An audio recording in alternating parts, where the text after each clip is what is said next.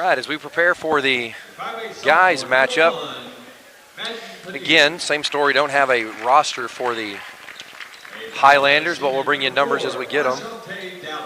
Number 1 as number 4, number 5.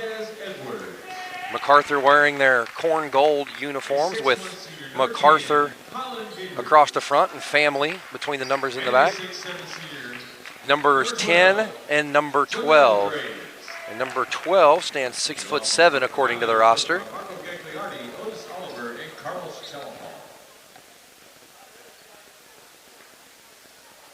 And now for your home team, the Reno Indians. A 6'2" freshman, number 1, Carter Romano. And starting for the Indians, number 1, Carter Romano. A 6'1" junior, number 4, Matt Topai. I've been saying that wrong. It's a silent F. The emphasis on the P. Topai. My apologies to the Topai family and friends in the audience. Number 5, the senior Dominic Havern, the floor general. 14, Evan Romano, the junior. And James Ravelis. Head coach is Rodney Hayden. He's assisted by Tyler Hill, Briar Workman, Gavin Beavers, and Fred Slaughter. The managers are Raylan Kuba, Micah Woods, and Michaelin Lumpmouth. Coach Hayden's also the director of athletics. The head athletic trainer is Alex Bray, high school principal Tim Pounds, and superintendent of schools Craig McVeigh. So the officials take their respective positions. The referee will sound the whistle, throw the ball up, and we are underway. Great effort by Revelis to battle the 6'7" big man and make it a true 50-50 jump ball. Looks like the arrow will go to the Indians as the Highlanders able to secure first possession. 16-foot fadeaway pull-up, no good. Havern runs the floor, excellent pass in transition, able to avoid the contact, can't get it to fall. Back going the other way. MacArthur to set it up. Tried to get too fancy by the MacArthur ball handler there. Put it on the floor and go. And a travel called. Good defensive effort to kill the break there. Yeah, got back, stopped transition. Picked up the turnover. Absolutely. Hand check early, no call. Second hand check, no call. Havern crossed the timeline in the front court. Roman nose to Roman nose.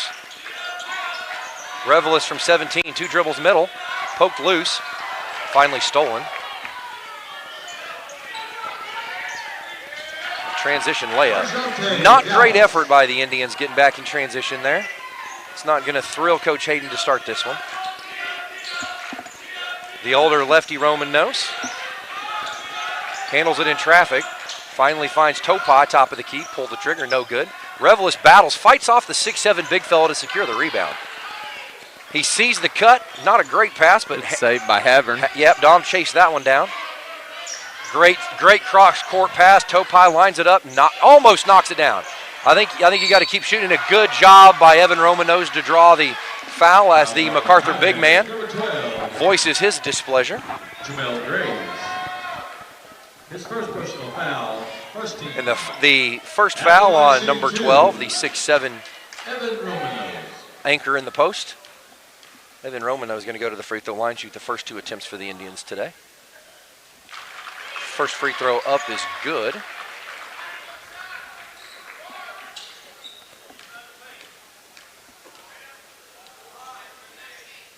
And the second free throw, no good short. 1 for 2 go the Indians to start the game.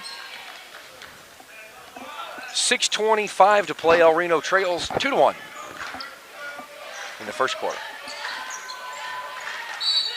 They're gonna call Dominic for the block. Should have been an offensive foul all day. They overhauled about 8 years ago the ball handler's responsibilities. Yes. Changed that rule. The ball handler can no longer initiate contact.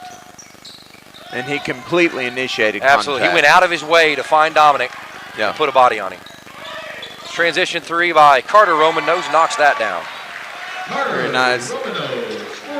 For a freshman, he does a great job finding his spot on the floor. Absolutely. Puts the wrong button there. 4-3 the Indian lead. I'll get it right. Stay with me, fans. Good shot fake by MacArthur to get us up and out of our position.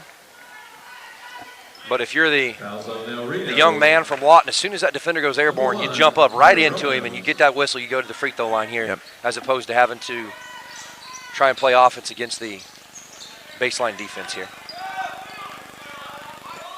Call.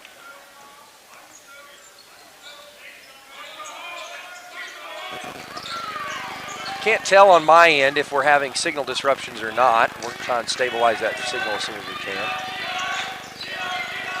Good rebound. And an intercept. Great job by Revelis to get back in transition, but a three-point basket in transition. Timeout called by Coach Hayden. No, it looks like an official's timeout on the floor.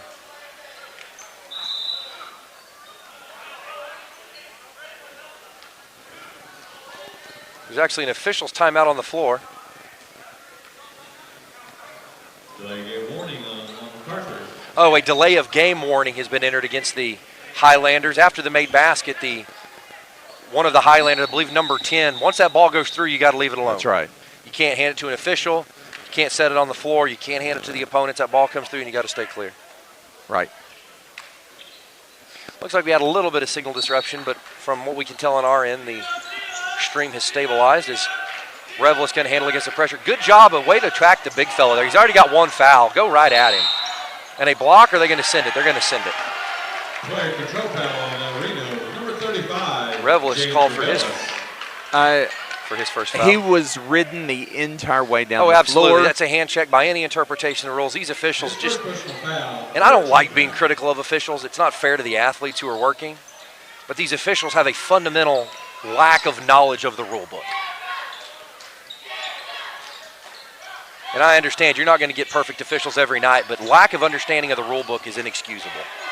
Subjectivity, I'll give you the benefit of the doubt all day, but not Correct. Understanding the rules, how they work, and how to apply them is unacceptable. Yeah, and they've got a couple that when they are dribbling, they're extending their arm, and that is clearly a violation. Absolutely. The purpose, over the last 12 or 15 years, they've overhauled most of the rule book for basketball with the intent of taking a lot of the physicality out. The players have gotten so big and so strong that it's the type of physicality that results in injury. Correct. And it's incumbent upon the officials to understand the intent of the rule, what the rule says, and how the rule works to ensure player safety. And this crew, both in the girls' game before this one and in this one, are fundamentally lacking comprehensive understanding of how the rules work in this game right now. And that's a disservice to the athletes. It's a disservice to the fans, to the players, to the coaches. Really good effort right there. Yeah. Roman nose to Roman nose. Just came up a little bit short, Absolutely. but and he hit one of those in rhythm earlier.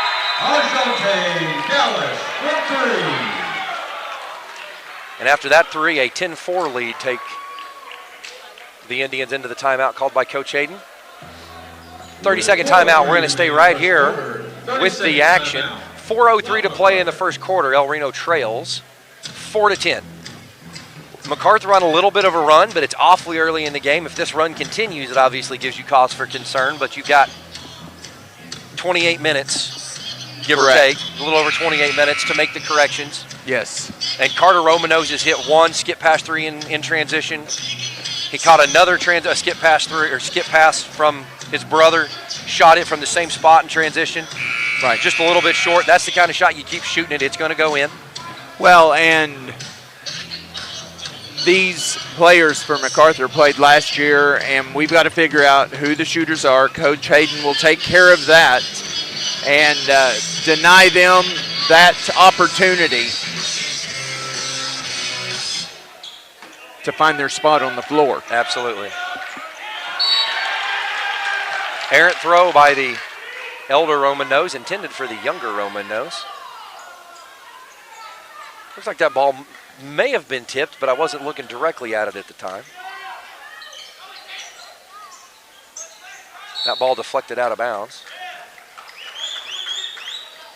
Good job by Evan Roman nose. He read it just a little bit late, was able to deflect that out of bounds, but read that play. For those at home, playing in tournaments, playing back-to-back-to-back like this is difficult. You don't have a ton of time to prepare. Great pass. Good job. Excellent execution. Yes. He's going to go to the free throw line and shoot his Fouls on now Reno. 2 shots. Oh, I'm sorry, on MacArthur, number 5, Montez Edwards. If you're a young player and you watch that advancement up the floor with your Absolutely. eyes up, constantly looking for that open player.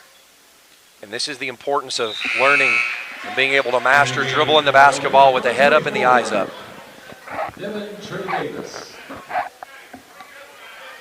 Yeah, these tournament weeks are hard because, you know, as a basketball coach, you have a game on Friday, you make corrections the first half of practice Monday, and you game plan the second half of practice Monday. Correct. And then you play on Tuesday, second one falls. You play on Tuesday, 10-6 now, the El Reno hole that they have to dig out of. And then on Wednesday, you make corrections. Thursday, you game plan, you play on Friday. In tournament week, you can watch film, you stat film, you have a light walkthrough is really the best you're going to get. Excellent job by Trey Davis, Absolutely. blocking the man at the rim. But then a turnover. El Reno struggling to handle the pressure today. And a lot of these errors, they're not bad passes. They seem to be mental lapses. The eyes are up the floor too soon before we catch the ball, Yes. or not making it all the way through. It's similar to a quarterback reading a defense, trying to throw a pass. You have multiple reads out of a press break, and you have to understand which reads you've got to make based on the look they get, and maybe missing a few reads here and there. Number 15. 15, Rossi Harjo called for the foul. MacArthur's going to the free throw line to shoot 2. By my math, I believe it's their first trip, but I may have missed one. First one's up and in. 11-6 now, the MacArthur lead. For Reno, number 21, Jonathan Reed. And 21, the freshman Jonathan Reed checks in. At times, he can shoot the lights out, and at times he struggled to find the bottom, but so it goes in this game. We'll see how he's able to start off tonight. Didn't have his best night yesterday, but still shot with a lot of confidence. We'll see if he's able to capitalize on it today. That ball deflected out of bounds, last touched by the Highlanders.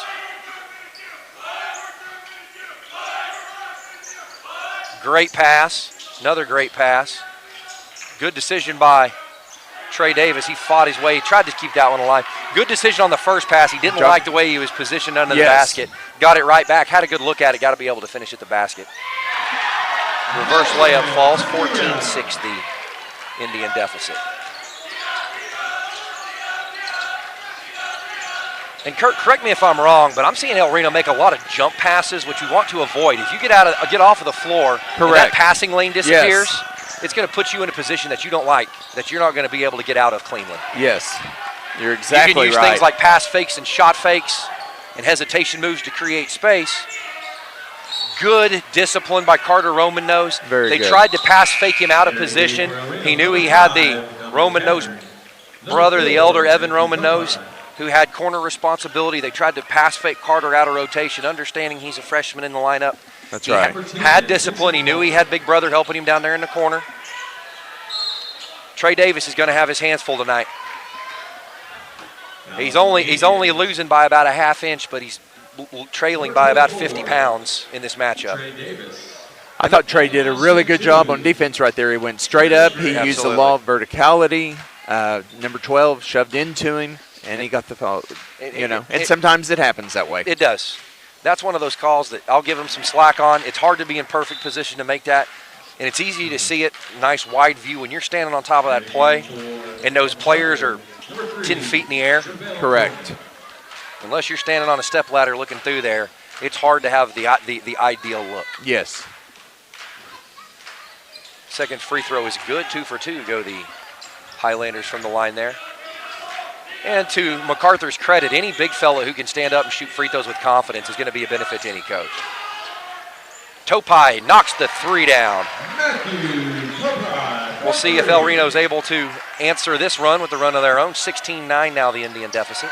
Excellent play right there by Dom Havern. He pulled the defense in, kicked it out for the wide open 3. Absolutely. Excellent double team. Good rotation out of it.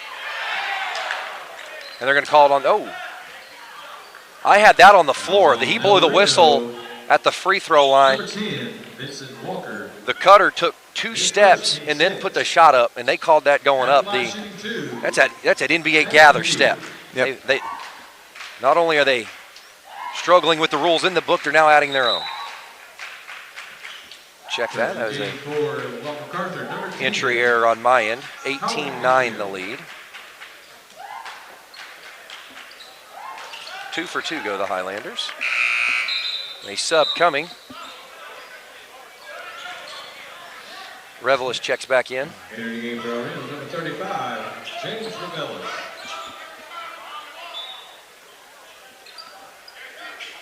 Dom to inbound to Topai. He does.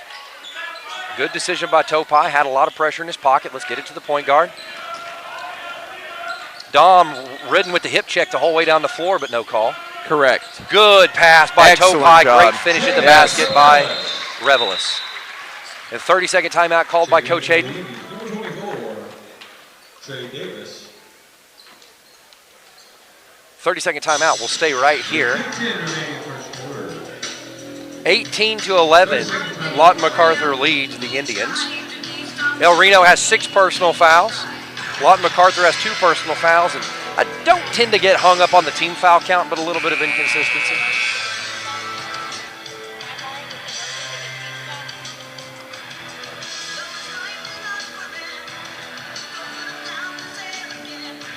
Jennifer, 8. TV 8. I don't know if we've got more than one converter here. I'm at 8.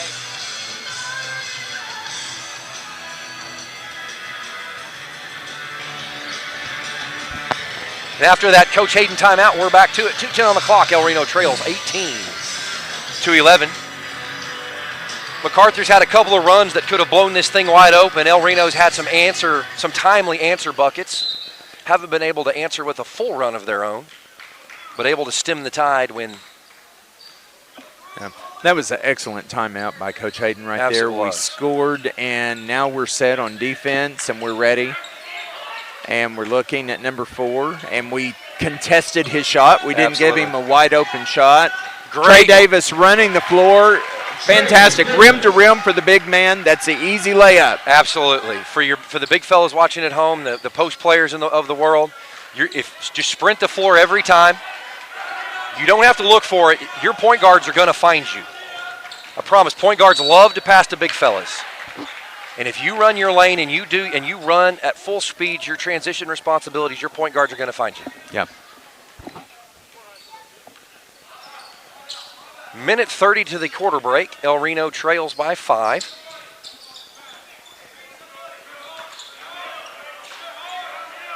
Topai says, I'll let you shoot that one. You haven't impressed me yet. I'm going to make you make a couple before I get up in your pocket. Good defense by Dominic Havner. Absolutely. Caused the point guard to lose his again. dribble. And great decision by Jonathan Reed to pick it up. He knows he's got a teammate running in transition. And Revelis slaps the floor. We'll see if he's able to get up. And he's helped up by a host of white jerseys. He's going to go to the free throw line for his chance at 2. Yeah, he was moving to the side, moved his body to the side, and was trying to get away from the block shot. And then as a result, he was undercut, but not intentionally. No, absolutely. I mean, it was a clean foul, hard foul, but clean. Yes. Excellent up and down there by Revelis on his first look. 18-14, El Reno trails. 16 fouls for the Indians, 3 for the Highlanders, and that last Highlander foul called on number 4 shows his first. Dominic Havern moving his coverage team, second 2 for 2. I want to see what Trey learned from that first round with number 12. Absolutely. An excellent block out. Absolutely. Way to run the floor, Dom Havern. He's going to attack the basket. Don't change your shot, though. If you're Dom, you go right up, just go shoot the form layup, and that's exactly what head coach Rodney Hayden's saying. And MacArthur gets ahead of themselves, and they have a illegal dribble. A lot of parents, fans, even coaches will refer to that as a double dribble. But yeah, basketball I'll have to say that turnover was because of what Trey Davis did. He just jabbed at him, and it just threw him off just enough. So good job for our big man, our freshman. And Revelis does a great job of reading where that defender is. Absolutely. In any other game, that's a foul. Yes. And Revelis knows it. He turned, he looked at the official, he said, hey, what else do I have to do? Now the official's wagging his finger at him. And to James' credit, if the official does his job, James doesn't have to do it for him.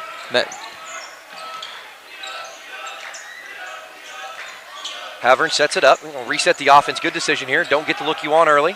Set it back up. 12-foot pull-up, back iron. It's a good look for. It is. Especially with that matchup. Yeah. You're going to have trouble. This officiating crew has decided unless you break a bone or your head hits the floor, we're just going to let you play on. Great defense by Revelis. Forces the big fella into the traveling violation. Absolutely. He moved his speed. He backed up a little bit, gave him room, and to cause the guy, because he was bumping into Revelis, Revelis backed up, gave him some cushion, and he walked. Absolutely. Jonathan Reed goes to the bench as he gets acknowledged. Good minutes for him. He helped lead the fast break earlier, played good defense, and Carter Romanos is back in after his bench rest.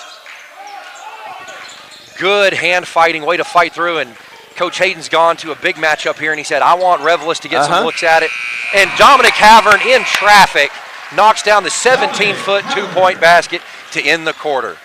El Reno draws to within one, 17-18. The Indians trail after one. You're watching El Reno basketball on elrenoindians.tv. We will be right back. Right now for more information. Team up with Pioneer iVideo and start streaming the most popular TV shows and movies from your favorite devices today. Download the iVideo app and start watching anywhere in your home using Pioneer Internet. Each package includes free high-definition and cloud DVR features like video on demand, Restart TV, and Replay TV, just in case you forget to record a program. Visit gopioneer.com for more details and compatible devices. Some restrictions apply.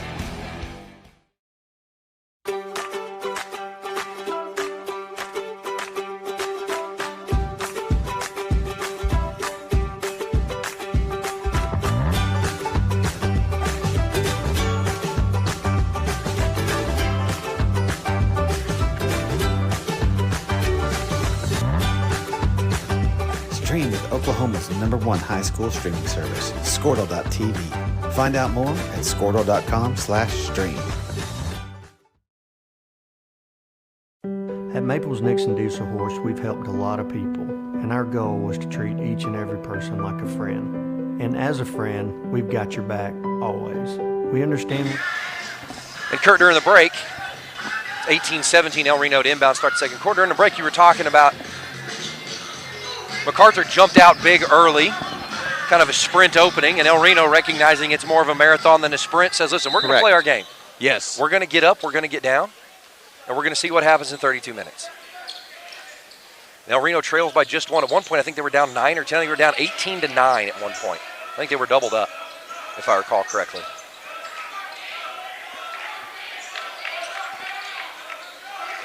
Coach Hayden sticking with his tall lineup. Revelis with the mismatch, the well-undersized Highlander. Looks like he's fighting for his life against Revelis. Revelis understanding leverage. And they're going to get Revelis for a push in the back. If these officials don't get a grasp on this game, we're all going to be watching from the parking lot, you and me included. No comment. For the folks who are watching at home, you can't see Kurt, but his face is so red, his ears are about to fly off the side of his head. His glasses are going to hit the floor. I just love to see a postman work really hard to get open, and when a foul like that is called, yeah, and that's I feel bad for the kid. Oh, absolutely, and that's his second foul. He didn't do anything but try to get open and get somebody that was laying on him, pushing on him, shoving on him, and throwing him backwards. Absolutely. And Coach Hayden met the calling official at the half-court line and talked to him all the way past the 28-foot mark, all the way to the free throw line extended, and is still making comments to him, and he's going to defend his athlete until the whistle blows. And if Trey would have stayed on Absolutely. his feet right then. That's a 50-50 call in a regular game. Exactly. In this game, you throw the stats to the wind and say they're making it up as they go anyway. Yeah. At the line shooting 2, Jarrell Graves. And I know we've got fans at home who are critical of me being critical of the official, saying, well, if it's that easy, why don't you do it? My answer is I did. I've refereed all the way through the collegiate level. Right. I've refereed state tournaments. I've refereed to the collegiate level. I've refereed college conference tournaments. So I've been there. Yeah. And I understand why this behavior by the officials is not okay. One thing I really liked that I saw out of Trey just then, he knew immediately when he got off his feet that he shouldn't have. And so that's a learning tool for a freshman player. Absolutely. And like you said a couple of times, the game is going to slow down, and he's going to understand it more and more and more as he gets more and more playing time. Yes. Great passing, 15-foot jumper from the free throw line. And a good effort. He rebounded his own shot, able to stir it loose. Topai, 3 in the corner. Good decision by Evan Romanos not to come over the top there. He got blocked out. He saw an opportunity at it. He went vertical. When the ball was out of play, he came back down, said, I'll skip this foul, thank you. Excellent defense by Dom right there. Great challenge. Way to stay with the ball if you're Matt Topai there. Head up. Carter Romanos take the angle to the basket, force big fella. What else do you got to do to get a foul in this building? I don't understand. That's a great ball movement, and we just came up a little bit short, but you know what? That's going to be there. Absolutely. If we swing the ball from side to side, it's going to be there. I'm just trying to figure out, if you're attacking the basket as Evan Romanos, what else do you have to do to draw a foul? Yeah. Apparently, you have to weigh more, and you have to be taller than in order to get a foul in this building. Fouls on MacArthur, number 4, Arjante Dallas. Only the 4th team foul against the Highlanders, 8 against El Reno, but the 2nd team foul charged against number 4 as Havern heads to the bench for his scheduled break. Evan knows to attack. He's got a one-man advantage here. He knows to attack. And he does. Rossi sees the break is done, kills it out. Rhythm 3 for Carter Romanos, no good, but excellent effort by Trey Davis. He's going to draw the foul. Fouls on the Highlanders. Trey is working hard right now. He is. These are good minutes for this young fella. Number 23, Anthony Smith. And he's only missing the advantage by about an inch, but he's outweighed by 50 pounds. And those are things that'll get better as he spends time in the weight room and works with the strength and conditioning staff, Coach Deaton, Coach Klein, some of those guys and ladies.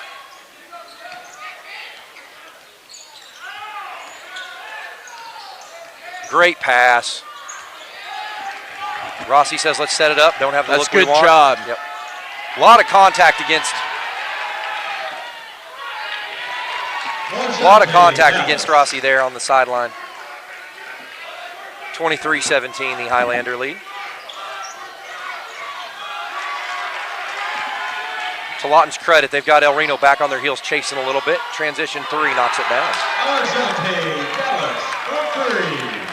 And if you're Coach Hayden, you've got a decision to make. Do you call a timeout or you let your players fight through it? And I think this possession or the next one's going to help answer that question. Correct. If we're able to score here and get a stop, I think you let them keep working. Trey Davis looking for the foul. Same contact we had on the other end, but a no call here. Correct. Apparently, all you have to do to avoid a foul is lift more weight than the next guy. So apparently these officials have, rather than not knowing the rules, they've just written a new rule book. We just don't have a copy of it, I think, is the issue we're facing at this time. A 27-17 deficit now.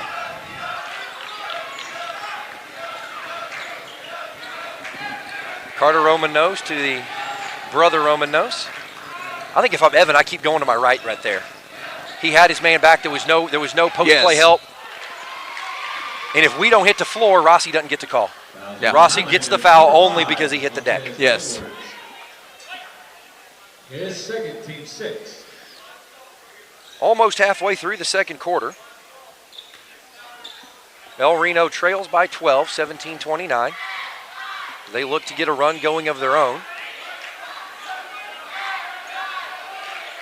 And as critical as I've been of the officials, El Reno also, as you and I discussed yesterday, they have to adjust. You and I had dinner after the game yesterday, and El Reno has to adjust.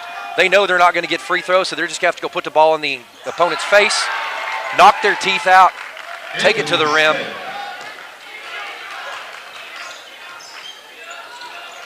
And another hand check that goes uncalled. Evan Romanos, great crossover back to Carter in the corner. That's a good look for him. That'll go if he keeps shooting it.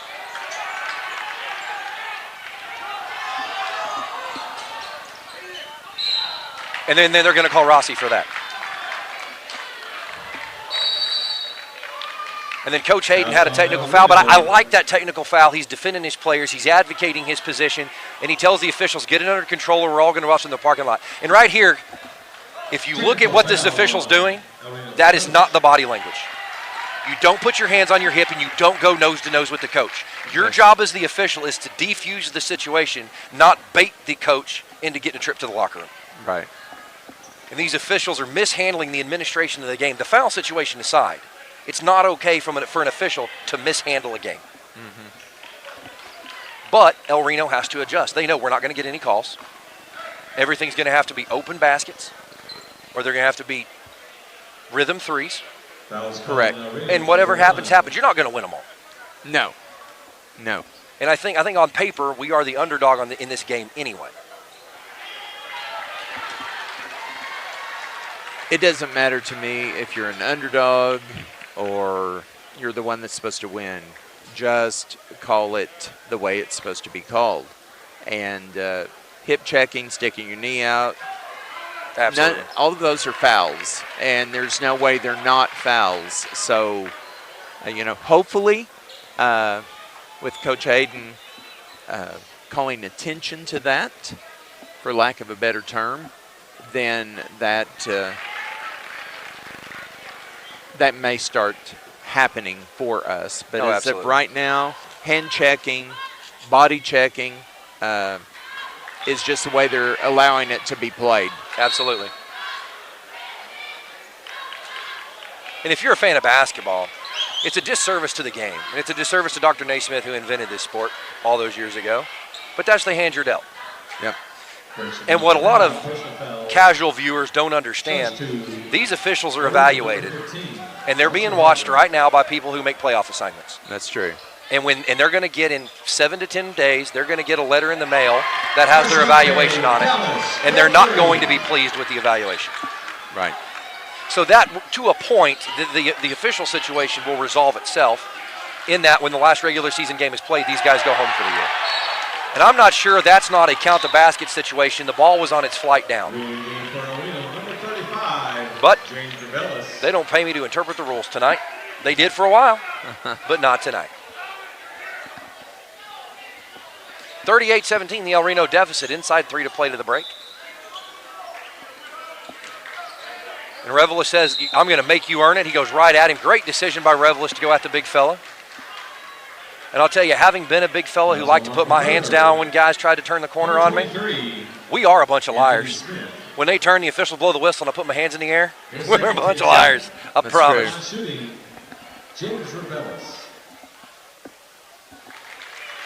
And Revelis, doesn't matter what state the game is in, he's going to step up to the free throw line and have a strong statistical likelihood of putting more points on the board, which is all you can ask. Correct. Make a strong move to the basket if you get the opportunity to go to the free throw line. He leaked away from the free throw line a little early there. Yes.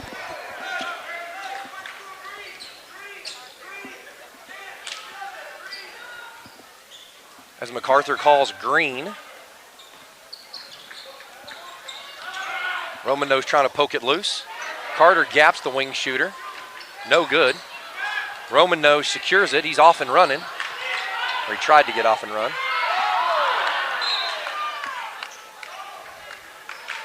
And they're saying El Reno touched it last as Coach Hayden hangs his head. But as a result of that technical foul, he has to sit the rest of the game. He can't get up and advocate his position. Turn to the game for MacArthur, number 12.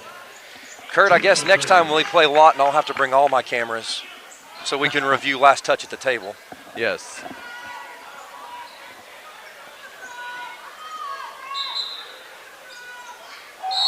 And a not great call there, but they didn't have a choice. Revelis nearly had his nose pushed into the other area code. I believe that's his third foul. Second foul. And although that is the 8th team foul, they're not going to shoot free throws this possession. That foul was an offensive foul, so we don't go anywhere with it. Just a regular ball out of bounds and send it the other way. Correct. 2:20 to play. Great job by Revelis of getting to the basket. Tempers are flaring, and that is on the officiating. Oh, absolutely. They lost control of this game 10 seconds into this thing.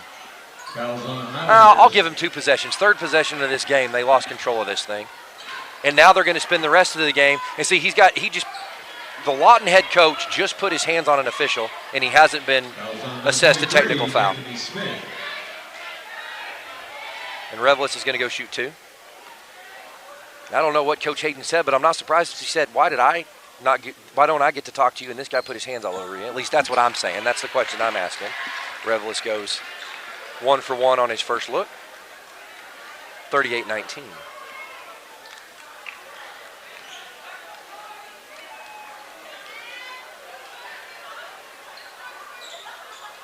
Two for 2 goes Revelis. I'll take a big fella who can shoot with that kind of confidence from the free throw line all day. Absolutely. As we near 2 to play in the second quarter, Rossi Harjo is adjusting to the game. He knows he's not going to get a foul there. Correct. And if you have to go through the man to do your job and they're not going to penalize you for it, you do what you got to do. Yes. And you force the officials to do their job.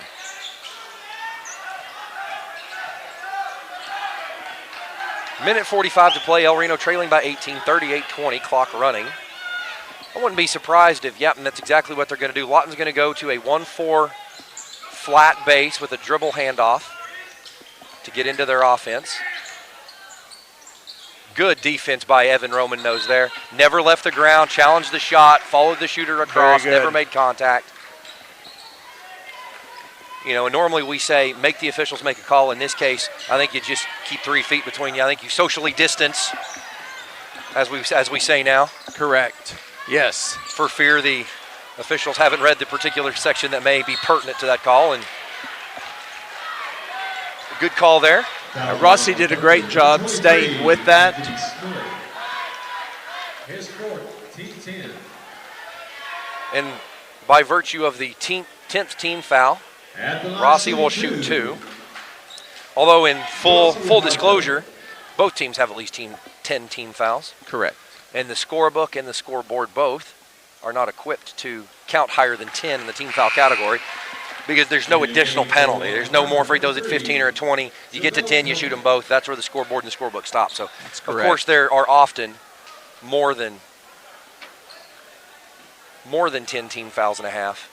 But the scoreboard and the scorebook only reflect 10. That's the last number of relevance. 2 for 2 goes the point guard. Take that all day. And number 24, Trey Davis. Trey Davis checks in. Rossi Harjo, goes to the bench. Rossi gave us some great minutes right there. Oh, absolutely. And Coach Hayden's gone back to his taller lineup, but they've switched defensive responsibilities here as the big 6'7" fella from Lawton appears to be pirouetting for reasons that escape my knowledge. There's nobody around him, and he's spinning in circles. I'm not really sure what he's... Almost looks like nice a defensive end trying to come off a block. Good look. That ball almost went. And great backside help by Tofi. Forced the help ball. Now the ball's going to favor the Highlanders.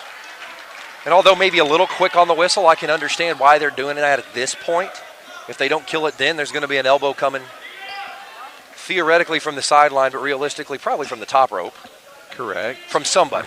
Yes. In a white jersey or a gold jersey, either one. And I think if Lawton doesn't get a quick 3 out of this, and they will, I was going to say they're going to hold it to the buzzer, but they got the look they wanted. Lawton's had a lot of success shooting the long ball so far tonight. We'll see what adjustments Coach Hayden's able to make in the locker room to try and stem the tide of the long ball. Great high-low pass. And for those who've never thrown that pass, that is a very difficult pass to make. Threw it over 3 gold jerseys and dropped it right in the hand. And a good job of Trey Davis releasing. He had a high seal about the 3rd hash mark up. Yes. And Evan knows don't throw it to his hand. Throw it to where he's going to be. Just like throwing to a receiver on a crossing route. Yes. Lead him. Trey Davis, and the trick if you're the post player there, if you're Trey Davis, is knowing when to, it's basically a block out. It's knowing when to release the block out and go chase that rebound. Mm-hmm. If you leave too early, you give him a chance to close the distance. You leave too late, it's an overthrow. And he did a good job. He started walking, his man walked him down, and then when it came time he released, he high-pointed it, made a play at the basket, draws the foul. Great job by Trey Davis there. 1 for 2 he goes at the free throw line. El Reno trailing by 18, 10 on the clock. This should be the last possession of the half. And good correction, good accommodation. Carter Romanos with another half-court look and nearly gets that one to fall. Good adjustment by Dominic Havern there. He knows they're not calling hand checks. I'm going to put my hands on him and keep him in front of me. So good job adjusting by the senior point guard. With the clock reading 0, we head into the halftime period. El Reno trailing 23-41. You're watching El Reno basketball at elrenoindians.tv. We'll be back after the break. What you're going through. Being lawyers is what we do, but it's not all that we are. We care. We'll stand beside you throughout the entire legal process, not just as lawyers, but as your friends. We are Maples, Nix, and Dieselhorst, and we are here to help.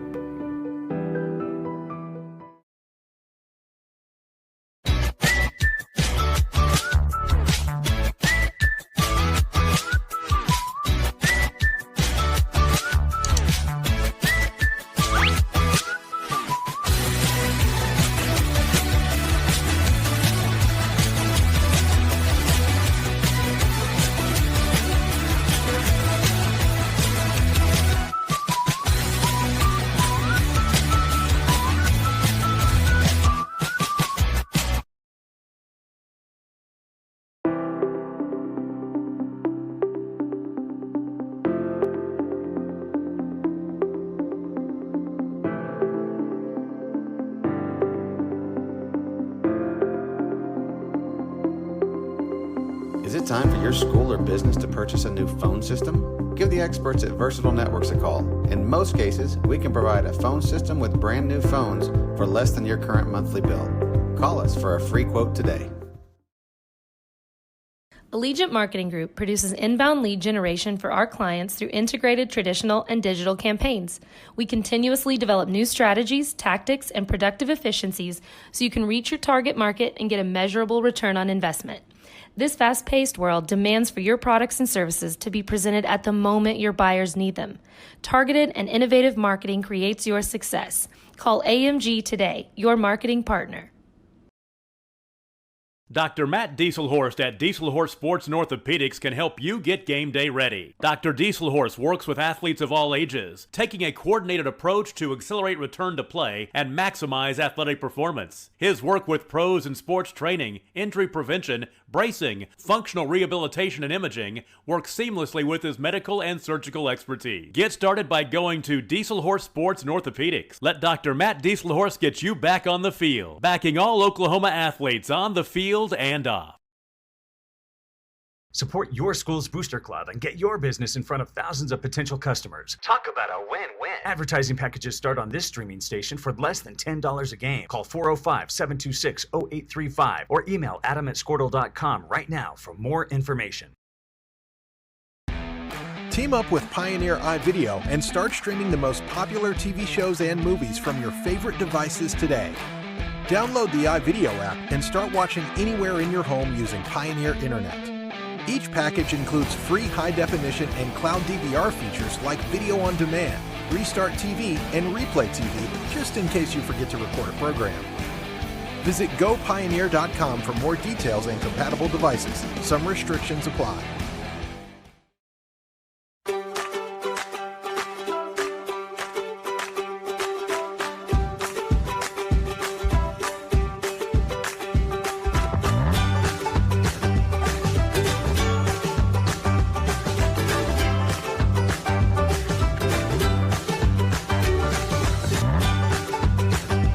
Stream with Oklahoma's #1 high school streaming service, Squirtle.tv. Find out more at squirtle.com/stream. At Maples, Nix, and Dieselhorst, we've helped a lot of people, and our goal was to treat each and every person like a friend. And as a friend, we've got your back always. We understand what you're going through. Being lawyers is what we do, but it's not all that we are. We care. We'll stand beside you throughout the entire legal process, not just as lawyers, but as your friends.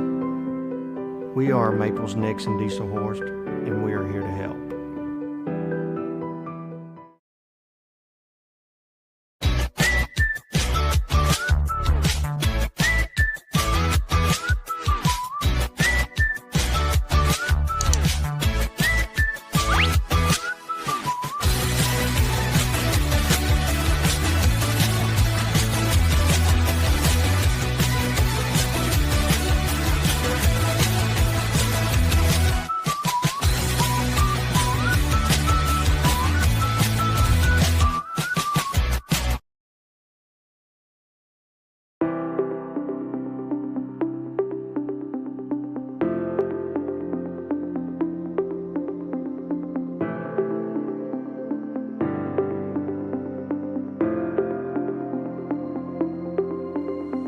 it time for your school or business to purchase a new phone system? Give the experts at Versatile Networks a call. In most cases, we can provide a phone system with brand new phones for less than your current monthly bill.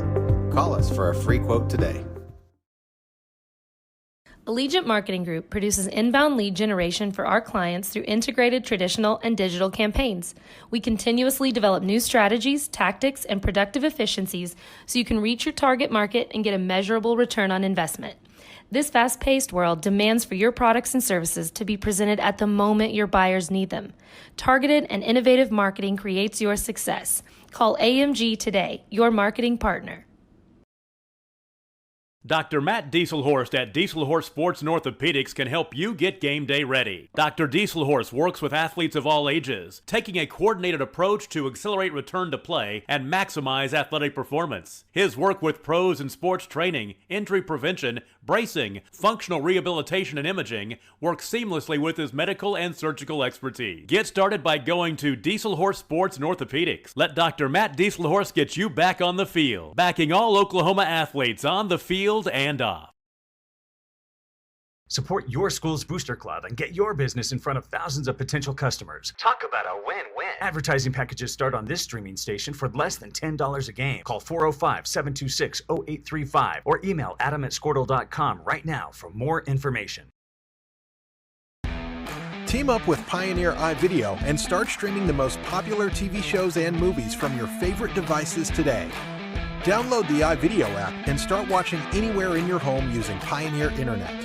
Each package includes free high-definition and cloud DVR features like video on demand, Restart TV, and Replay TV, just in case you forget to record a program. Visit gopioneer.com for more details and compatible devices. Some restrictions apply.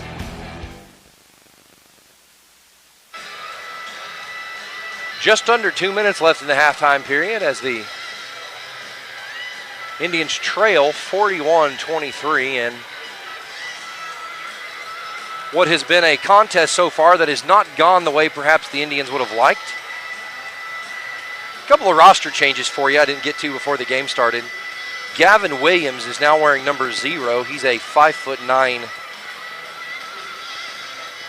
sophomore.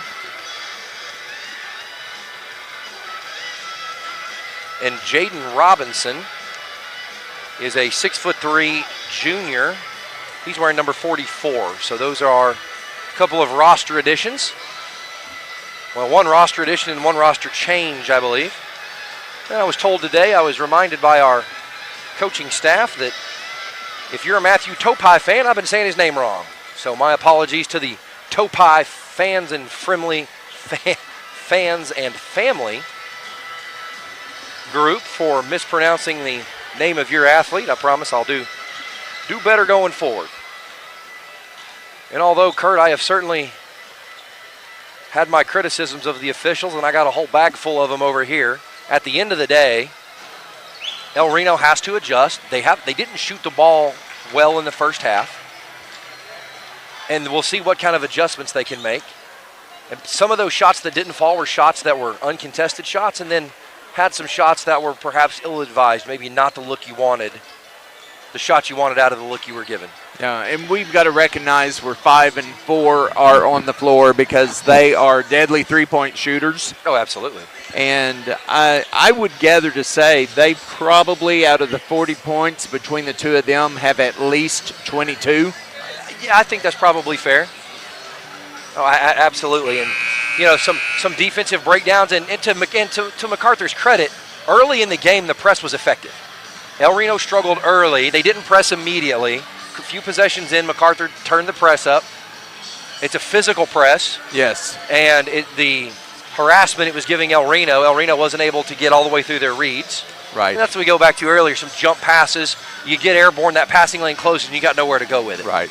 And if you've lost your dribble and you go airborne, you've got no other option. Yeah. Right? Tebow made the jump pass famous in football, but let's try to confine it to the gridiron and not bring the jump pass into the basketball arena. Yes. Right? The only person I think who can ever justify not knowing what they're doing with it before they leave the floor is Michael Jordan. And when you're Michael Jordan, you can sort of do what you want. Correct. For the rest of us who aren't the GOAT, arguably. then there's a The reason. thing is, we may be looking at the score. You may be looking at the score at home in 23-40. There are a couple of adjustments that I'm certain Coach Hayden and his staff made at halftime that's going to stem that tide. I really believe that. Oh, absolutely.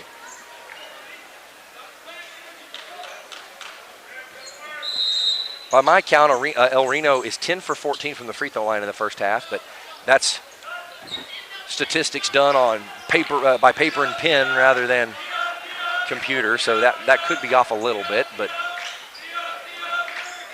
Glenn Miller normally has a good article with some statistics in it in the following El Reno Tribune, and that ball deflected out of bounds, but last touched by the Highlanders, El Reno to inbound in the short court.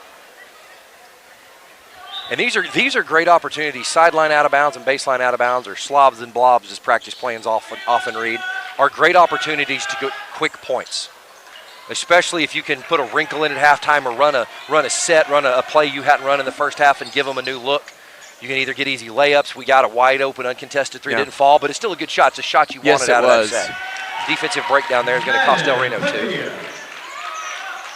42-23 the deficit now.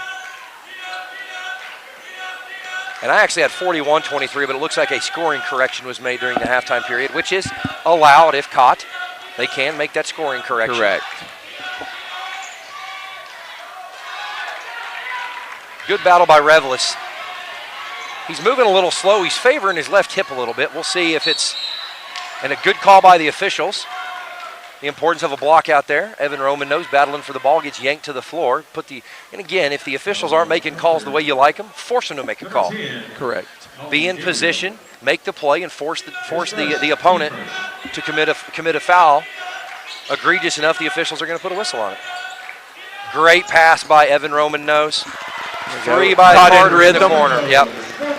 And although we just talked about no jump pass, he sealed his man behind him, jumped in the air to commit the defender to guard the layup, and as soon as the commitment was made, an easy flip-out pass to Carter standing in the corner, caught it right, hit him right in the numbers, caught it in what we call the shooting pocket, and a quick, easy three. Yes. Good defense by the Indians right there. They're closing down. They're not letting them have the drive. Absolutely. And already seeing some small adjustments that have been made in matchups and some coverage decisions, maybe how they're getting through screens, whether they're switching or going under or fighting over the top. There's, 43 ways to defend against a screen. And very few coaches have a single philosophy. A lot of it is, what's the matchup? I mean, this is why film and work is important and game preparation is important. Yeah. You may prefer to go over the top, but if you've got a big body setting a screen, you may hedge it. Hedge and recover. You may decide to switch. If you've got a big fella who can guard well, even smaller ball handlers, you may switch that screen, knowing there's going to be a screen behind it to rotate your big fella right back in where he needs to be. That's a great job by Dom right there. Absolutely. He's cut off the drive and bounced pass to the big man, and he bounced pass to his knees, and Dom tied him up. Yeah, Dominic's sitting in his lap as the help side defender. Yeah, number one just put two hands on Dominic's chest and pushed off right in front of the official who's closest to us with his back to you there on the camera. The official decided to pass on it. Good hands by Matthew Topai. Great job by Evan Romanos. Drop off to the big fella. Big fella battles to the basket. Great job by Revelis, and he's going to get his look in too. On the Highlanders, number 10. Reno did a great job right there pursuing the ball, staying with it, staying with the play. After line shooting, James I think they're settling in more. And the officials, at least so far, this minute and a half or 2.5 minutes we're into the game, have come out with a little different mindset than they started with. The whistles are more confident. 1 for 2 goes Revelis at the line. And although they're still going to miss some calls, that game was rapidly getting away from them. It was getting out of control into a point that athletes were going to get hurt. Yes, when you got frustrated players, that's not a good thing. Yeah. If you got a player who keeps getting hammered and there's no whistle and he gets tired of getting hit, he's going to lash out. He's human. We all are. Turnover is going to result in an easy transition bucket. Yeah, excellent play by number 4. It's almost like an interception. Yeah, he read it. He sat back. He baited that pass, and he knew he had the foot speed to go get that. Great job by Revelis. He's outsized, but he's going to draw the foul. He's outsized by 4 inches. Now, Revelis is a big, strong body, too, so I don't know that he's outweighed a whole awful lot. But he's certainly outsized by a few inches, but he's going to get his trip to the free throw line and get two shots at the basket. Correct. We'll see if he's able to capitalize on them. I think the ability to shoot free throws down the stretcher is going to be key for the Indians. Absolutely. And First one of short the iron. things that we talked about is the fact that last night our free throw percentage was much better. Absolutely. So got to get his legs under him and get that lift on the ball. You missed it. You hit the front of the rim, adjust 6 inches, and Absolutely. there you go. There was the adjustment. That was still a little bit short. He went a short iron, but he had a lot more arc on the ball. It wasn't so flat. Correct. And having good arc on the basketball hides a lot of ills. Yes. Because the rim's 18 inches in diameter. Correct. You can fit 2 full-size men's basketballs because the women play a half-inch smaller. You can fit 1 inch smaller, 28 and a half, as opposed to 29 and a half inches in circumference. You can fit 2 full-size men's basketballs through the hoop at the same time. And if you've got good arch on your shot and you've got your distance relatively close, that rim's going to help you. Indians are working hard. They almost pulled that board. Absolutely. They kind of fought one another for the board. And that's where verbal communication, if you've ever been to a basketball practice, and Kurt, you've been through thousands in your career, but for our viewers, if you've been to a basketball practice, it is extraordinarily louder. It should be. Basketball practices should not be empty, quiet affairs. No. When you're on offense, you should be talking to your teammates. When you're on defense, you're talking, who's got who? What's my matchup? What's your responsibility? Pass to Carter in the corner. Trey did a good job finding the open man in the corner. And better recognition by Trey Davis there. Absolutely. He recognized Revelis has it. Let me clear out here. Yes. As a result, Revelis is able to draw the foul. It's going to be on the floor. That's going to be the 4th team foul for MacArthur. El Reno has yet to commit a team foul. Great roll by Revelis. There you He go. identified the mismatch. And great heads-up play by the assisting Indian there. Saw the roll. And that's the kind of roll that happens so fast, you get one look at it. Yes, and I can tell you this too, Zach. I think the Indians have settled down. They're not as frustrated right now, and they are really executing some nice plays and looking for one another and making each other a team. Absolutely. And Coach Hayden and his staff had a 10-minute intermission, and they used every second of it. And a great read by Roman Nose. That's going to result in a transition layup. And that was started on the defensive end by forcing that long, loopy, soft pass over the top instead of a quick snap chest pass. Absolutely. And that, even though that's going to go down as a Evan Roman Nose steal and score, that was started. Good job by Trey Davis. Way to go up strong. Great wraparound pass to avoid the inline violation there. Roman Nose to Roman Nose transition three. Great effort nice by Trey job Davis by Trey Davis right there. Trey Davis. El Reno on a strong run of their own.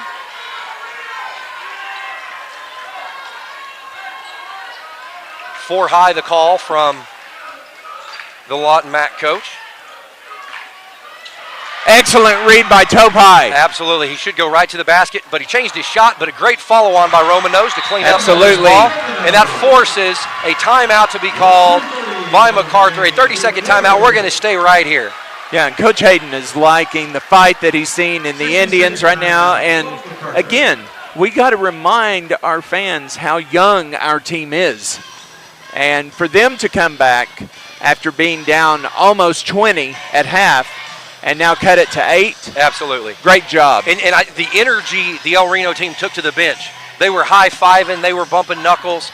They were slapping the seat next to them. That's right. Lots of positive energy coming into that timeout. Yes. And MacArthur's going to come out of this timeout on their heels.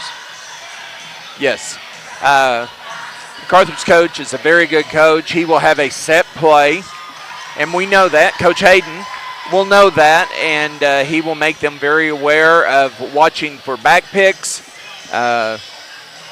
side screens. Absolutely. And with Coach Hayden having nearly 20 years at the helm. Absolutely. Combined in his first run and now his return. Yes. He knows to within about 2 or 3 plays, here's what they're going to come out with. It's going to be some version of this. They're going to have a wrinkle we haven't seen, but it's going to work the same way. And if we guard it the way we're supposed to, we should have a positive outcome. Yeah.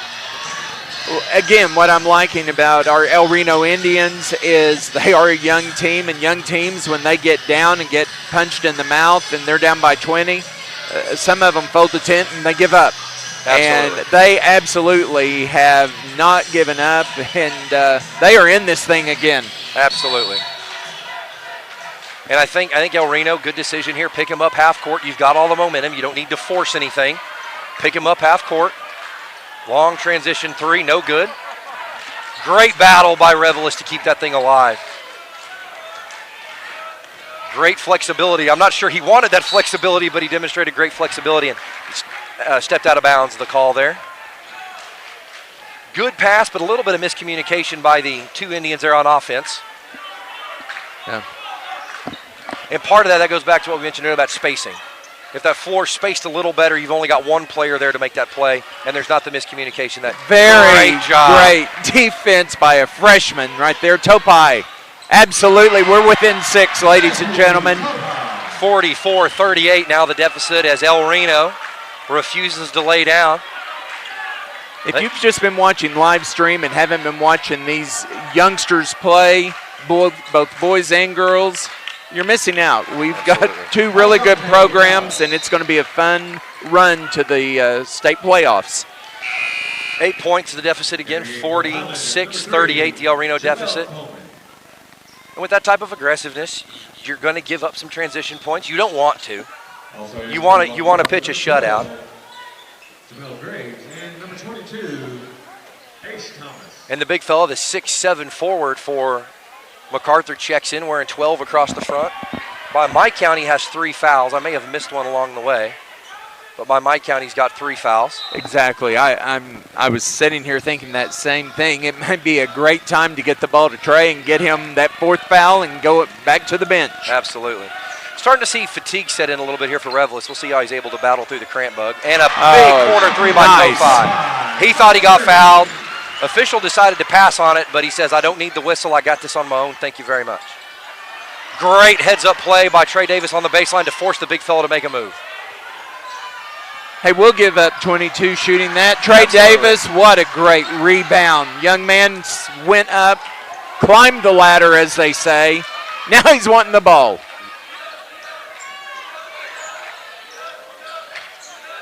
Good pick and roll look there by Revelis. Didn't get the shot to fall. Set that ball screen for Topai. Topai actually went under the ball screen, and so instead of a reverse pivot into the cut, Revelis floated to the 15-foot mark. Didn't knock it down, but he's had success from that distance so far this season. Yes. Yeah, we need 35 seconds to play. El Reno trailing by 5. Right, we need to communicate on defense and keep them scoreless for the next 25 seconds. Absolutely. It looks like MacArthur's going to be satisfied to take the last shot. If from our perspective, Kurt, you and I know this, for our viewers at home, if the drive starts at less than 10, you get 1 pass. If the move starts and is starting here around the 12-second mark, you got up to 2.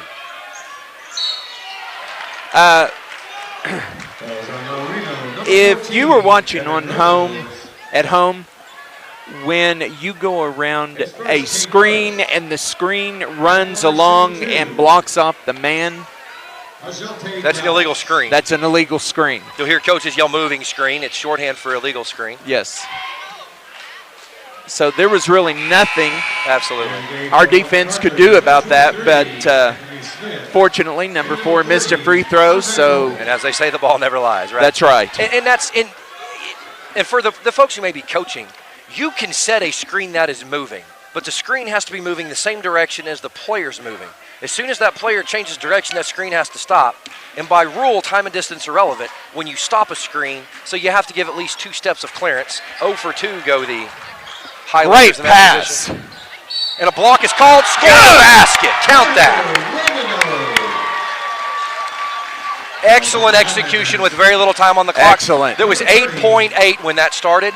There's 4.1 or 4.2. So they executed that in a little over 4.5 seconds. Number 5, Dominic Kaplan. And Revelis is going to head to the bench. Keep him Great out of foul move to trouble. give him a rest. And you've got small bodies in here, so you can set a token press, try to burn some time off. 0 for 1. Trey Davis goes up big time and gets fouled, and they called a jump ball. And the possession arrow favors the Indians. The Indians have a shot here if they can execute, and Revelis can check right back in. Topai's coming out. Makes you believe with Topai Right going to now, the bench, they're looking for a 2-point basket opportunity. Exactly. Right now that ball looks like a beach ball to Trey Davis because everything that's coming off the rim is in his hands. And I think they're going for 2 because the big fella's sitting. It's all right. You got the look you wanted. And that's exactly what happened. The big 6'7" fella was sitting. Correct. Rodney said, let me put my big lineup in, and whoever gets the look will throw it up. Yes. We're going to go into the break. 43-46, El Reno trails. Much more successful third quarter for your Indians. We're ElRenoIndians.tv. We will be right back.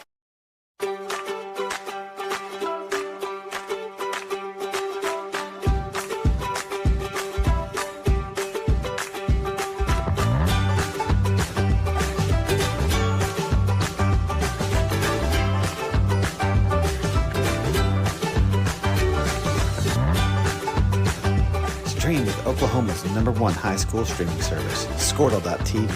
Find out more at Squirtle.com/stream. At Maples Nixon Diesel Horse, we've helped a lot of people, and our goal was to treat each and every person like a friend. And as a friend, we've got your back always. We understand what you're going through. Being lawyers is what we do, but it's not all that we are. We care. We'll stand beside you throughout the entire legal process, not just as lawyers, but as your friends. We are Maples Nixon Diesel Horse, and we are here to help.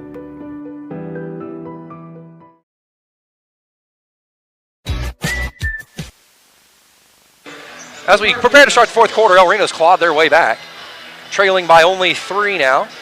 46-43, the MacArthur lead. That last jump ball resulted in an El Reno possession, so the alternating possession arrow to the Highlanders. And Kurt, you and I were talking at the break. This is a very different officiating crew than what we started the game with. They too went in the locker room and made adjustments. Correct. And I think just as we were frustrated and the fans were frustrated and the coaching staff frustrated, they were frustrated with how that first half went too. Yes. I've been there. I've been in games like that where you just have an off night and you go in the locker room and go, we got to do better. Correct. And credit to them, and not the first half they Absolutely. wanted, certainly not the first half we wanted as El Reno fans. Great jump hook by the big fella there, but good defense by James Revelis. Well played by both big men. Absolutely. Check that. Scoring error on my end. So credit to the officials for making some adjustments, and credit to Coach Hayden and the El Reno team for, 1, adjusting to the hand they'd been dealt, and 2, making adjustments to the game plan and the schemes. Correct.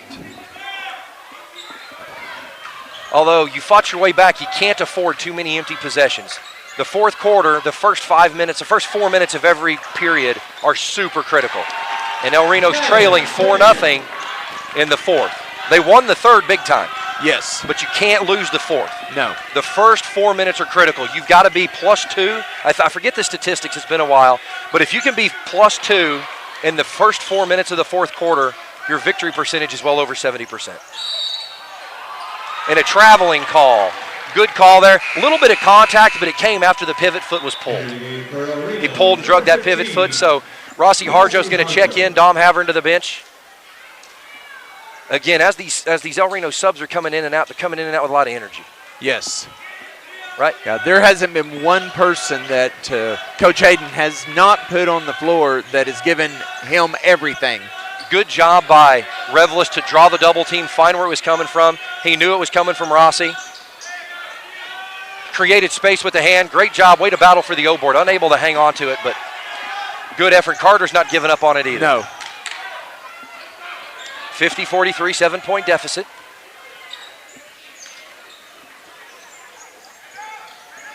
And El Reno still with only 1 foul in the half. And I think great job by Revelis. And that's a little bit of a freshman mistake there by Carter said, I'm going to go get this in it the other way. That's an overthrow. Let that go. If he catches it on the sideline, he's off balance. Correct. And that'll come. But good job by Revelis. Big fella wanted to spin baseline. James let him go. As soon as he picked that dribble up, he walled him off, and he had him under the backboard where a big man couldn't make a move. Yes. So good job for Revelis knowing how to stay out of foul trouble and use that backboard to help you. Use that hoop to your benefit there.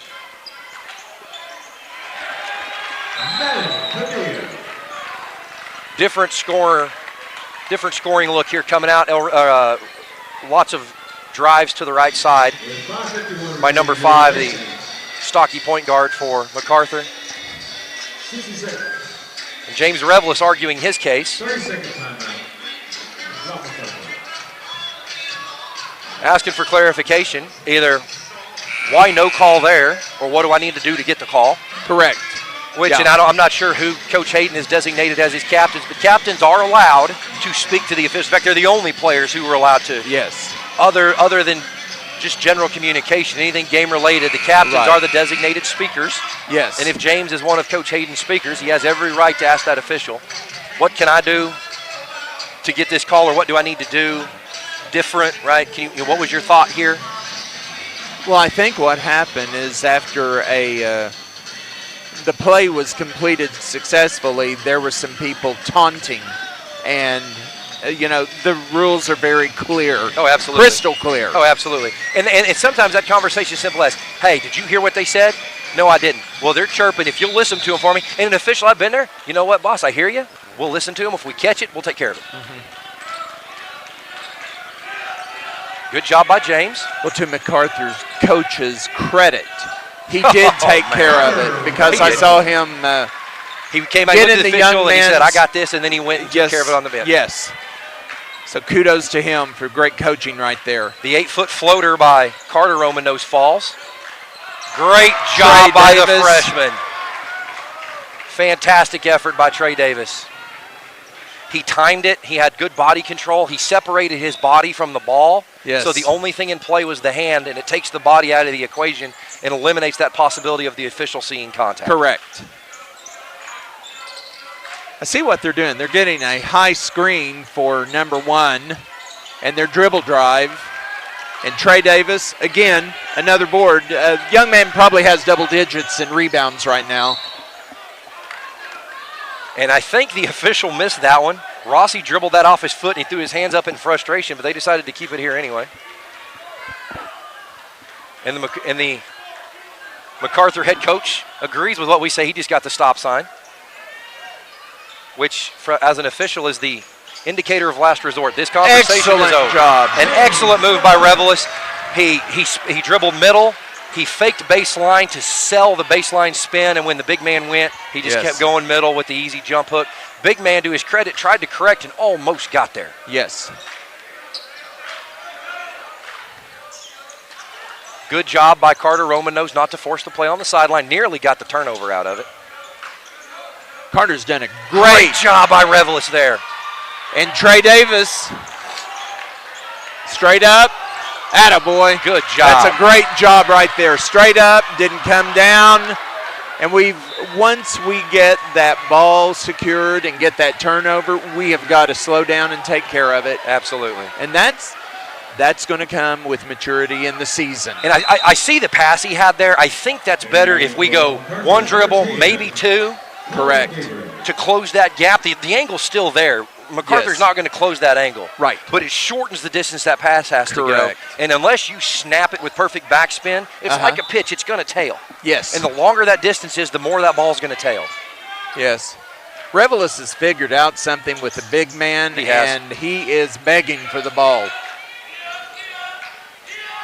Great shot fake, created the space he needed, 15-footer. He gets it to fall. Excellent job. He had that same 15-foot. It's almost a set shot, just a little baby hop.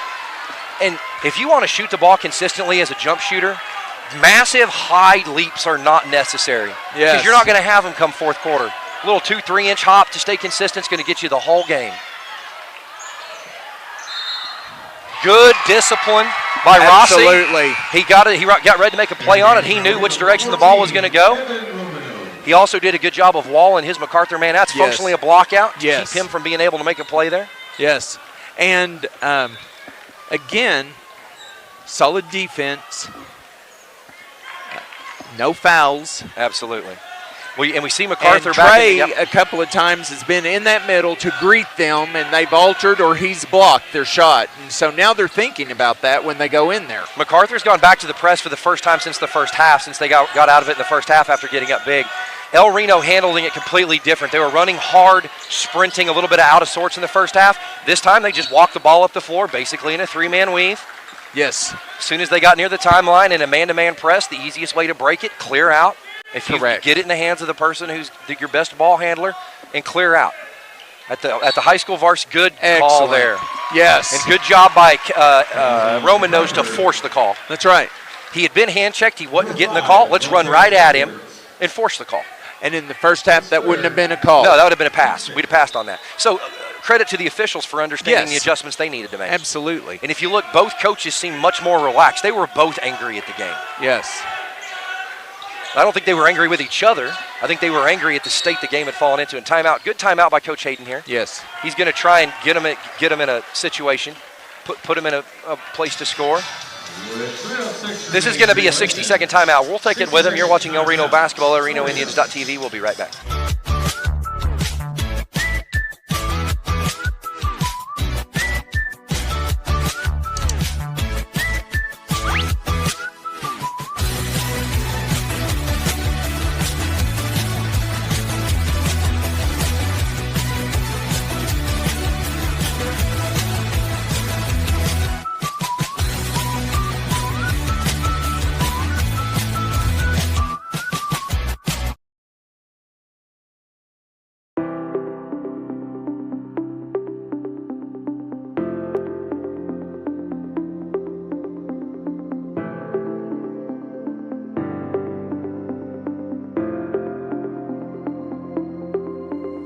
Is it time for your school or business to purchase a new phone system? Give the experts at Versatile Networks a call.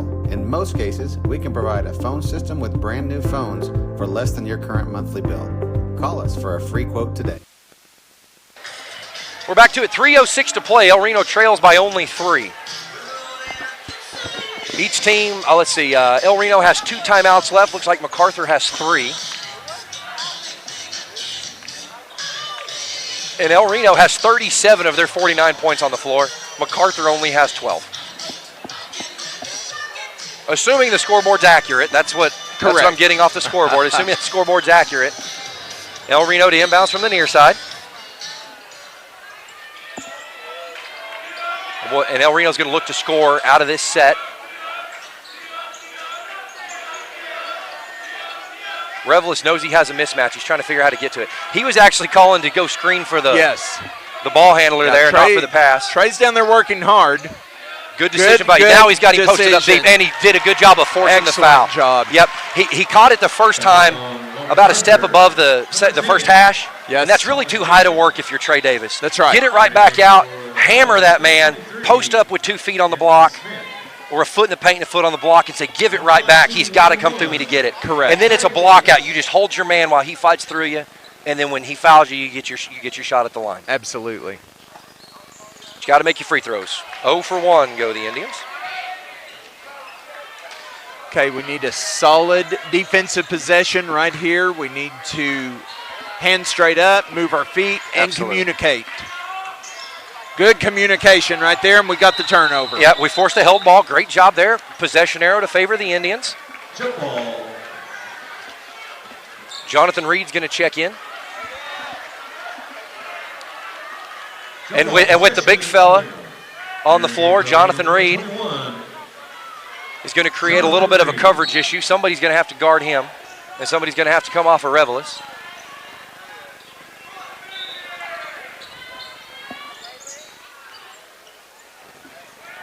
Uh-oh. Great job by Topai to keep that thing alive. Good hustle.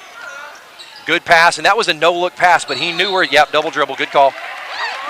Yep, it's a good call. Topai knew it, too. He did. He thought he saw something, and that's why, even if you see something, you can keep that ball bouncing. Yeah. Yeah, just get it across the floor, set up what Coach Hayden wants. Absolutely.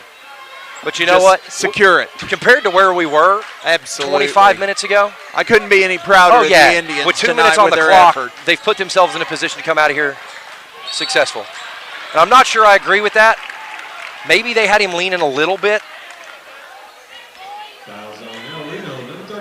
James certainly doesn't agree. But it looks like Revelis. I can't tell if he's having cramps in his legs. He keeps stretching. It looks like he's stretching his low back. Of course, he hit the floor hard earlier underneath that Yes, basket. he did.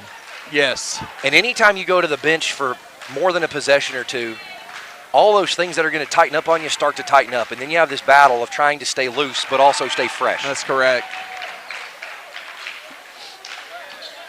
4-point deficit. It's now just for the been a Indians. really good battle in the post between Revelis and number 12. Oh, absolutely. Both good big men. Oh, and both of them got frustrated earlier, but again, I think that was with the state of the officiating and not with each other. I don't think anybody's acted terribly malicious on either side.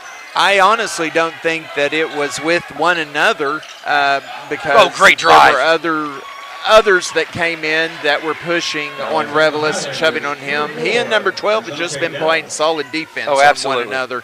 And great drive there by the younger Roman nose. And it wasn't a real aggressive what we call hesitation move. He Correct. didn't stop. Yes. He just sort of stood up and slowed down. That's right. And it caused his defender to do the same, and then he came Yes. right back down and attacked it, put his man back on his hip. His man got caught reaching. That's correct. 5 points the deficit now. Carter Romanos. Roman nose at the line. Excellent follow through by Yep. the young man. First if one you up and in. are a student of the game, a young player watch the follow through of this young man. Almost every time, it's that flip of the wrist. Minute 51 to play. El Reno trails by 3, clock running. 51-54, the Indians down. 2 for 2 goes the freshman. Can't give up the O board there. Good job by Revelis keeping that thing alive. Excellent hustle, and then a and good we got job a by foul. Evan Romanos to draw the foul. And he's just, that number 4 who committed the foul just about got himself teed up. The official reached for his whistle, but I can appreciate why he didn't. The young man turned away from the official. He turned away from the bench, expressed some frustration. So good patience by the official there, I think. Evan Romanos. And Evan's going to go to the free throw line, and he's going to get his shot at the front end of the 1-and-1.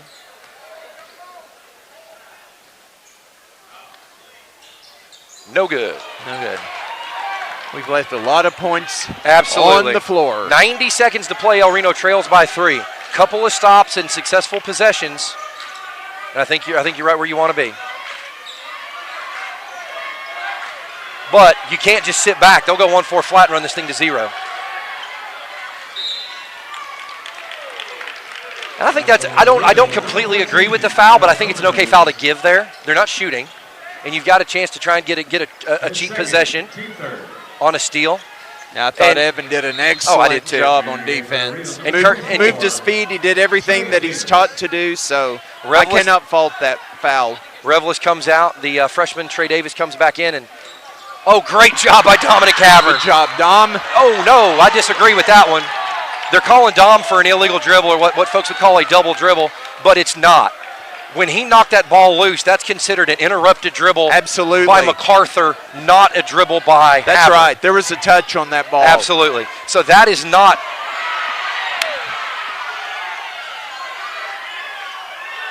These officials aren't going to do anything about this, and there's about to be a fight breakout. Rodney, and as he should be, is beside himself because Dom just got punched in the face. Dom just got punched in the face by a MacArthur player, and these officials aren't going to do a thing about it. That was absolutely unbelievable. Absolutely. This game had been fine till then, and these officials, all that work they did to regain control of this game in the last half is gone. All that work the officials put in to regain control of this game in 3 seconds is gone. They've lost all trust with the coaches. They've lost all faith with the players. This is a 60-second timeout. We'll step away. Cannot.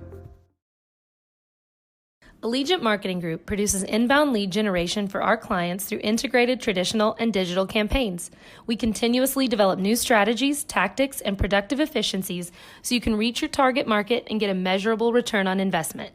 This fast-paced world demands for your products and services to be presented at the moment your buyers need them. Targeted and innovative marketing creates your success. Call AMG today, your marketing partner. Dr. Matt Dieselhorst at Dieselhorst Sports and Orthopedics can help you get game day ready. Dr. Dieselhorst.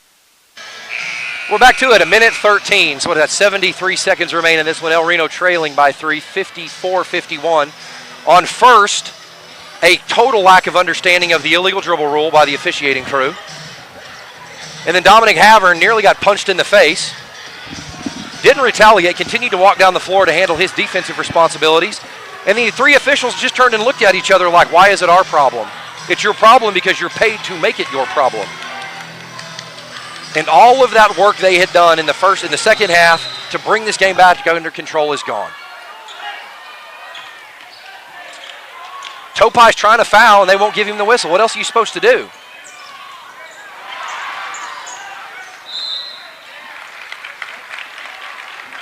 And just for the record, the official who's at the table signaling the foul, that's not even his primary coverage area there. He reached all the way across the floor to whistle that. When there's an official in the free throw lane line extended who's responsible for that call, but I guess that's just tangential.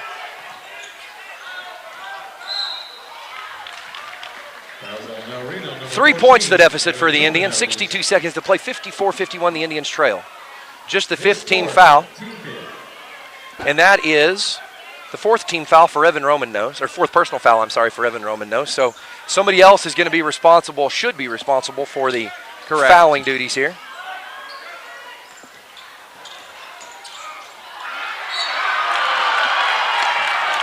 That's awful soft. That is awfully soft. And I'll be the first one to admit that I'm biased to the team wearing white tonight. But as a fan of the game of basketball, it's disrespectful to the players, it's disrespectful to the coaches, and it's disrespectful for those individuals who paid a ticket price to come in and watch.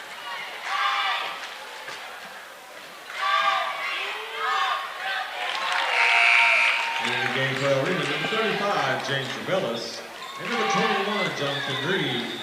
First free throw up and in. And for MacArthur, number 10, Colin Gabriel. 4 points the deficit now for the Indians. 55-51.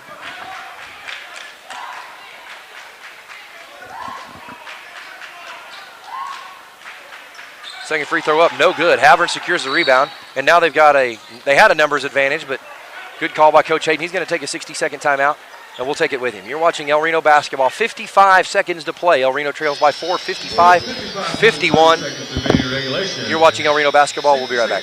Works with athletes of all ages, taking a coordinated approach to accelerate return to play and maximize athletic performance. His work with pros in sports training, injury prevention, bracing, functional rehabilitation, and imaging works seamlessly with his medical and surgical expertise. Get started by going to Dieselhorst Sports and Orthopedics. Let Dr. Matt Dieselhorst get you back on the field, backing all Oklahoma athletes on the field and off.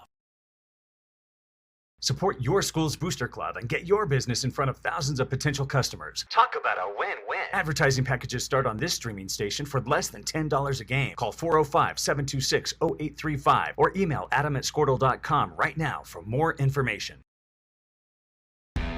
Team up with Pioneer iVideo and start streaming the most popular TV shows and movies from your favorite devices today. Download the iVideo app and start watching anywhere in your home using Pioneer Internet. Each package... We're back to the action. 55 seconds to play. El Reno trails by 4 with the ball. It's a two-possession game. Lawton Mack's next foul will be a two-shot foul. El Reno's next foul will be the 1-and-1 bonus. Revelis takes the inbound pass. Inbound comes Matt Topai. He's going to lead it into the front court, and he does. Finally, a hand check foul after being ridden across the entire You cannot half of the chest floor up on somebody like that. No. It's a good call. No, absolutely not. Two-shot foul coming for Topai. T10.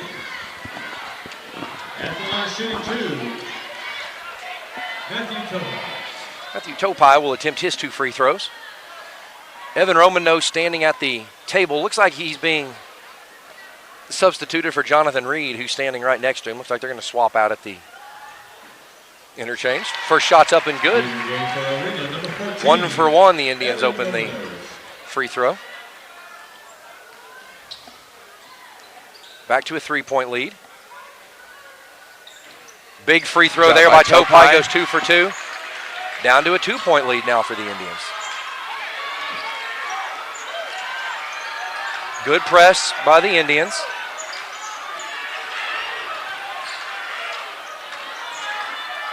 .33 seconds on the clock. Good job by Dom. Dominic Havern's going to get called for a foul. Dominic Havern's going to get called for a foul. Excellent defense by Dom right They're going there. to call him for a hold. Number 5, Dominic Havern. As Rodney Hayden looks at his point guard and says, you did nothing wrong. That was textbook defense, but it's just one of those situations where there's just one of those days it's just not meant to be, but it's awful difficult, 8 on 5. First free throw up and in for the Highlanders. 21, Jonathan Reed. 3-point. Jonathan Reed and for offense for defense. Absolutely. I think he's trying to get another shooter on the floor. 4 points the deficit, 30 seconds. Havern's going to attack quickly. He does. I think El Reno's going to take the... Oh, great backdoor cut. And Revelis on the rebound again. Oh. But El Reno not giving up. Excellent pursuant. And then a foul called. Jump ball. Foul called. Foul. Yes. He's going to take Revelis to the table right here. Fouls on El Reno, number 35, James. You know, Kurt, That's good hustle. Good hustle. This game is much more simple to officiate if you're in the right position. These officials have struggled to understand what angles are and how they affect your ability to call the game tonight. With 18.2 seconds remaining. And a 30-second timeout, El Reno trails by 4, 57-53. 60-second timeout, rather. We'll step away with them. 18 seconds to play. El Reno trails by 4, 57-53. You're watching El Reno basketball, ElRenoIndians.tv. Includes free high-definition and cloud DVR features like video on demand, Restart TV, and Replay TV, just in case you forget to record a program. Visit GoPioneer.com for more details and compatible devices. Some restrictions apply.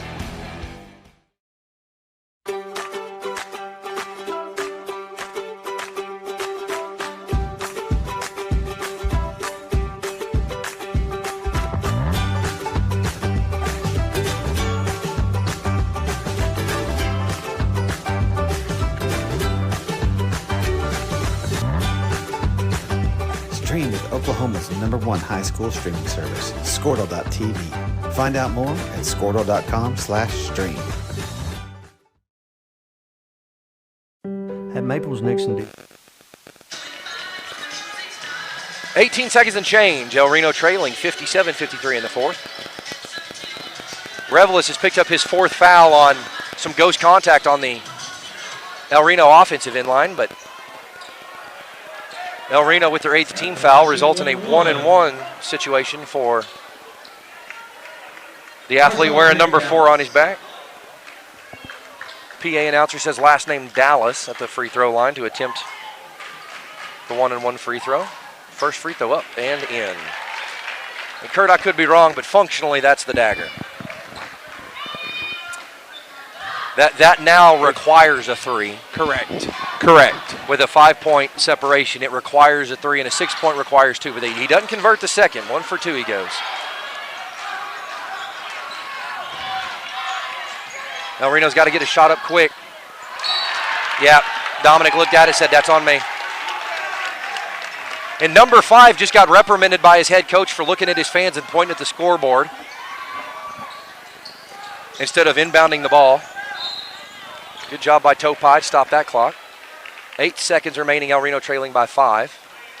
Number 4 back to the free throw line. We'll see how he responds. He missed his last free throw. We'll see how he responds here. So with the 5-point deficit, statistically, it's a very tall mountain, but mathematically, it's not impossible. At the line for the Highlanders. Reggie Miller once scored 9 points in 9 seconds, so it can be done.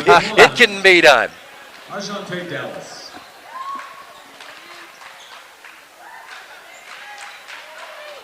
First one's up and in. He'll shoot the second. 6 points now the deficit. So now we're running into some mathematical improbabilities that are rapidly turning into mathematical impossibilities. And that's the dagger mathematically. Yeah. That's a 7-point difference. It's no longer a 2-possession game. And to his credit, number 4 has been a gamer all night, hitting the threes when they need them. Great comeback. Fell absolutely. a little bit short. I know Coach Hayden is going to be pleased with that effort. Absolutely. And it all goes back. Trailing by 2, Dominic Havern had a clean steal right in front of us here at the division line, and the officials missed the call. Correct. Now, I'm not going to blame it because El Reno had 3 additional offensive possessions following that, Right. in which it was a 1-possession game or 2-possession game down 3 or 4. That's correct. So it's not the officials No. at all. No, I mean we put we came back. Oh, we absolutely. Put ourselves We put ourselves in a in an position to opportunity. win. Exactly. Absolutely. But again, a young team, they For learned sure. a lot. Oh, absolutely. In that second half about themselves and Oh, about yeah. their identity. We watched them grow in front of us. Yes. We watched them improve just in the last half. Yes. Right. Lots of energy coming in and out, understanding your roles. Jonathan Reed on the sideline. Yeah. He's had some success shooting it. He hadn't shot it well in this tournament, but that doesn't mean he won't going forward. Coach Hayden's got faith in him, says, hey, I need you on offense here. Right. We're going to sub you in. If you get to look, it's your call. You pull the trigger. Yes. Okay? For all of us here at El Reno Schools, Coach Hayden, Kurt Parker, Cole Owen, our camera operator, and myself, you've been watching El Reno basketball. We'll be right back here tomorrow for the 4:40 game, I believe. Let me double check that score for you, or that time for you. The girls are going to play the late game at 6. I believe the guys are going to play in the 3rd place game at 4:40 tomorrow. So we'll be right back here at 4:40 tomorrow, and the girls to play in the championship at 6 against the winner of the Anadarko-Millwood ladies game, which is getting ready to start right in front of us. Obviously, we won't bring you that one, but El Reno will play the winner of the warm-up that's happening in front of you right now. For all of us here at El Reno, we appreciate you tuning in, and we will see you all tomorrow.